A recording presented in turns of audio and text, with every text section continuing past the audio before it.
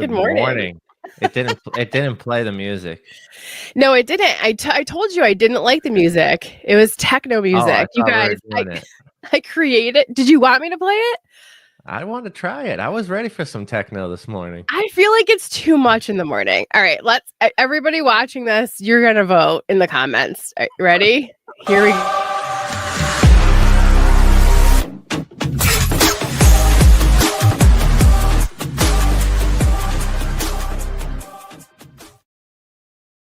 I just feel like that's a lot. I'm in it. I'm like, let's go. Let's get the glow light. Should I hit the flicker on my light? Let's party. I was like, it's a little too. If you like it, I'll keep it. It will save me time from searching epidemic sound for the next few hours. But I just I wanted morning music, like morning showish music, but I just didn't like it. It just didn't vibe with like who you and I are. So I was like, maybe some techno. And then changed my mind at the last minute. So if you guys like it with that music, let me know and I'll keep it. Otherwise, I'll keep looking. We need the energy right off the rip. A little techno, get the body moving. Well, on that beat hit right when that logo came in, I was like, yeah, this is amazing. But I was listening to it in the afternoon. That was like afternoon vibes. I didn't feel like that was like morning techno vibes. I feel you. Well, let's roll into today's show. Let's do it.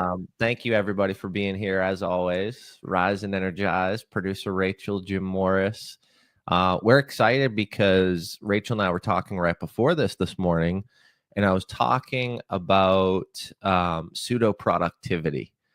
And what is that? Like, what does that even mean? Pseudo productivity. So this is the thing that you're doing, or the things that you're doing throughout the day to make you feel productive, but aren't actually moving the needle towards the production you need, towards the goal you're trying to accomplish, towards the thing you're trying to build, towards the thing you're trying to create, towards the thing you're trying to get, right? So a lot of the time we feel busy, right? We feel like, okay, I did this, I did that, I did this, check this off the list, this is off the list, boom, bang, done, rolling. Things are feeling good. But when you recap at 6 o'clock in the evening and you say, okay, did I accomplish my goals? Did I get myself one step closer to what I'm trying to build, create, or do? Oftentimes the answer is no.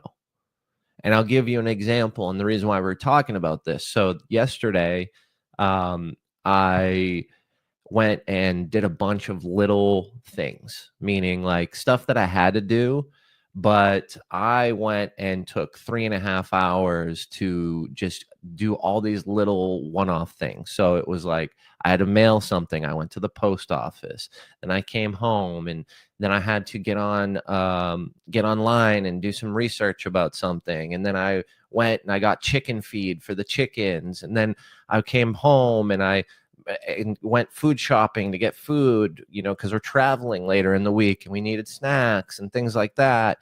And I felt very accomplished. And then I realized that none of this had to do with what I was trying to accomplish today. So now it's 3:30 in the afternoon. I'm tired, right? I get up at 4 a.m. to do this show every morning. So I'm now almost 12 hours into my day. And the energy starts to drop off naturally, right? Because I've just been doing a bunch of things, right? Pseudo productivity, doing a bunch of things. And what I realized was now I have low energy. I'm feeling the dip in the afternoon. I'm a little tired. And at the end of the day, I didn't accomplish what I was trying to do that was actually going to be extremely productive. So we have a revenue goal we want to hit this month. I didn't sell. I didn't do any sales. I often call the sales activity revenue producing activities. You'll hear us say this in the Impact Effect community. I call them RPAs because I want to ensure that I am doing an RPA every single day, right? I should be selling or having a conversation around the product, the service, the community, whatever I'm positioning should happen every single day. And because I was feeling so productive because of pseudo productivity, I was doing all these things, but it really had no impact to the important thing.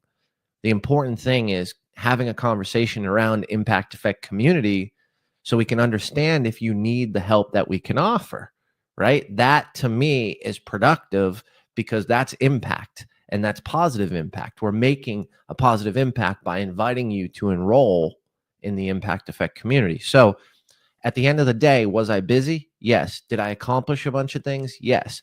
Were any of those extremely important and needed to be done to take up almost 8 hours of my day? The answer is no. Okay, so I got a couple questions for you. Number one, I feel like a lot of us who are entrepreneurs, solopreneurs, side hustlers, creators that work from home, we have this huge issue where we don't differentiate. It is time to work. It is time to be productive, not time to do chores, right? Things that don't move the needle. And then number two, how much are you outsourcing?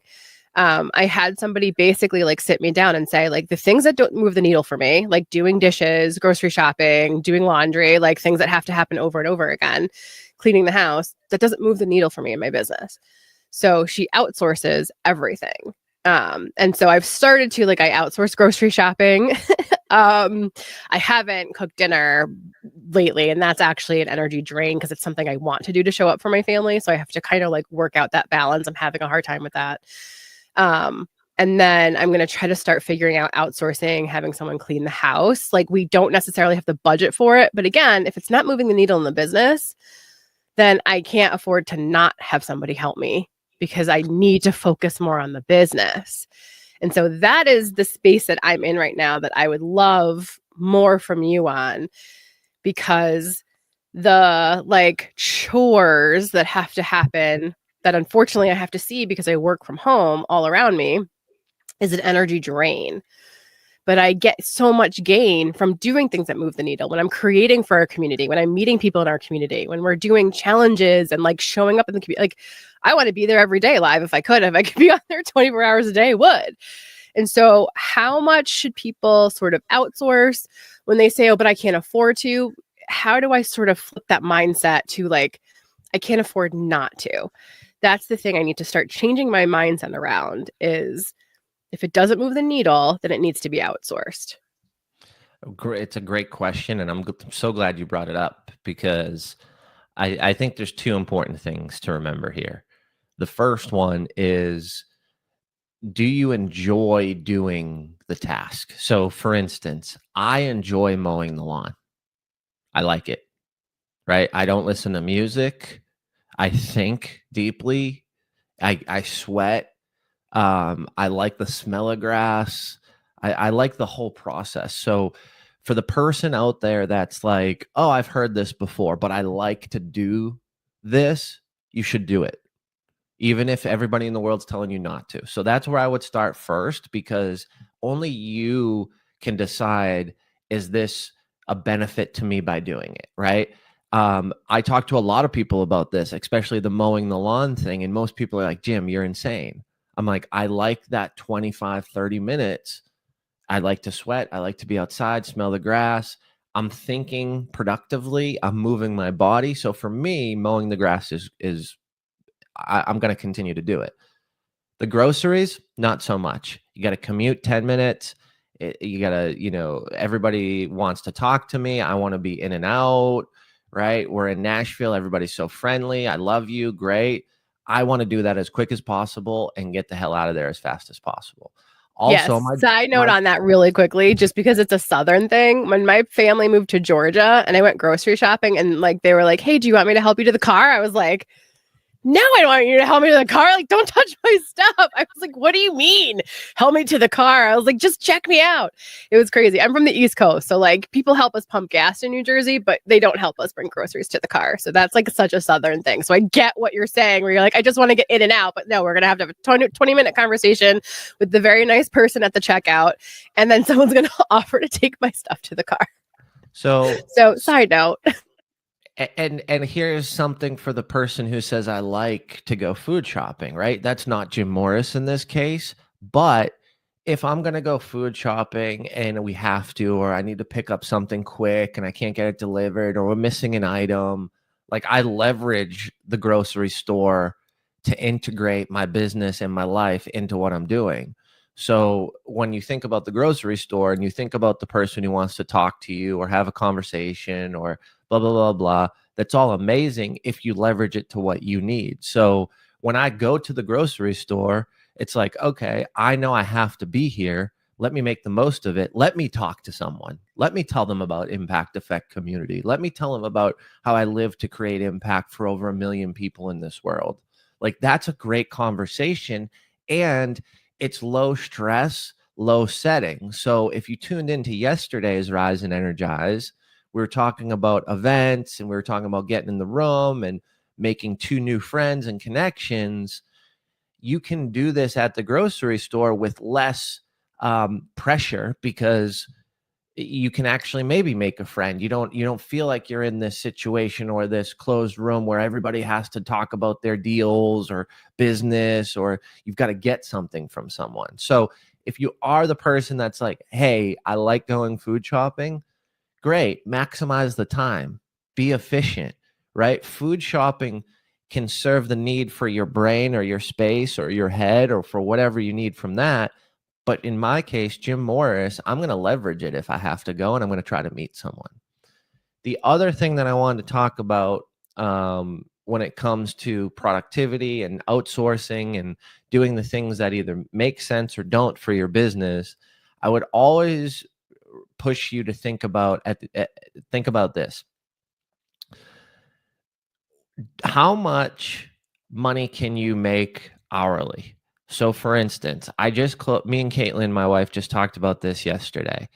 She was like, wow, that was a quick real estate deal. It's like, yeah, guess how much I made an hour? $950 an hour for that real estate deal. Okay. Should I be doing real estate or should I be food shopping? If I'm making $950 an hour in real estate, why would I spend that hour food shopping? Like, it really is the same. And when you start to think about your energy, when you start to think about your time, and when you put a dollar value to your time, it's going to bring a lot more clarity around how you spend it. And we're not talking about spending the time. We're talking about spending the value of the time, the dollar value equated with the time. I did that. And what I found was when I was talking to potential new clients, and then I would say, okay, I'll send you a customized rate sheet, because I customize my rate sheets based on what the client needs, because I can do so many things, just like you. It's like, well, what do you need? I can tell you how I can help you. I can't, I don't just have one thing I do. I noticed that I was spending so much time on these rate sheets, and I'm like, well, but my time is like $300 an hour, and I'm spending it on a rate sheet for a potential client that may not say yes. And so that's one of the things I outsource to my VA now. I'm like, hey, great. Here are the notes from the conversation. Create the rate sheet based on, because I have the basics, but to customize it, I just was like, this is a waste of my time. And so that was one of the things I really realized, okay, wait, how much am I hourly? Great. How does that translate to what am I making by doing this? Nothing. And so that was one of the things I outsourced. And it was such a drain. It was like, oh God, now I got to spend 2 hours doing this when I could be spending 2 hours in the community creating a challenge. You know what I mean? It was just like, it just doesn't make sense to me. So I love that you said that, because there's so many people out here watching this right now that really don't understand what the value of their time is. What is the value of an hour of your time? And does this move that needle in the business? So I love that you said that. And in your case, producer Rachel, think about the dollar value comparison, 300 to 3. Like, you're worth 300 an hour, and it costs probably $3 for that VA to do the same task, right? Like, yeah, literally think of 300 to $3. Like, that's the savings that you just created by identifying your time, the value of your time, and what you can be doing to spend your time to increase the revenue. Or in most cases, it's not all about the money either. So for instance, grabbing lunch with a friend who is an amazing conversation, you can go deep, you can love on each other. That to me is an amazing hour, and I wouldn't even put a price on that. So when you think about it and you start to protect yourself and you start to go back to the boundaries and what's gaining the energy and what's draining the energy, the reason for this show, this is why we talk about it, because we've been through it and we've made the mistakes and we've changed it and transitioned and realized, make a decision on your time. Like, that's all we're asking you to do. Is it worth you doing it? Is it worth someone else doing it? And then here's the thing that everybody's going to say, because I used to be this person too, and I used to be in circles where everybody said this, and this was the big thing. It's like, I can't outsource it. I can't do this. Let's reframe your mindset. You can. You're a capable and willing and amazing human being. I may know you, I may not, but I can guarantee you there's something positive about you, and you indulge in this thing called love. Whether you think you don't give it, you probably do, and you can definitely receive it. So all that to be said, like, you are valuable, your time's valuable. How do you spend it the right way? How do you show up the right way? And I think overall, if you're going to spend your time, go all in would be my advice. Like, go all in. So if it's mowing the lawn, do it because you enjoy it. Do it because it's beneficial to your mind, to your exercise, whatever. But go all in. And if you don't want to go all in, then go all in on not going all in. Meaning, like, protect yourself, put up the boundary, have the calendar invite, have the conversation up front, do the things that will protect it. Because at the end of the day, the value is there for your time, but most importantly, it's you. It's you. Are you protecting yourself? Are you pouring into yourself? You make all the decisions. You control the mind, which in turn controls the circumstance. Okay, so today's challenge is, because we love a challenge, look at how you're spending your time and is it moving the needle? And if it's not, consider outsourcing that item, because your hour, your time is valuable. And if it's not moving the needle in your business, then you're not getting that return on investment of time. Does that make sense? Did I say it right? 100%. 100%. Identify it. Let's go. Let's go. Let's go. All right. Have an amazing day, everybody.